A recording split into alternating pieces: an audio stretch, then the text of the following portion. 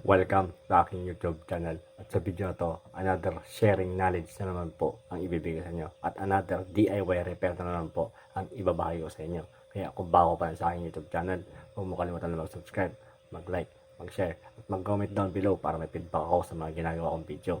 Kaya umpisan na natin to pagkatapos ng intro.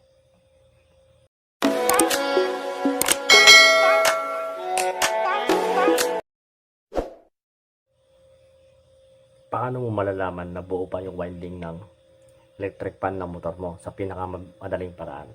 Ito yung capacitor. Tanggalin mo yan, putulin mo. Tapos, iset mo yung tester mo sa times 10.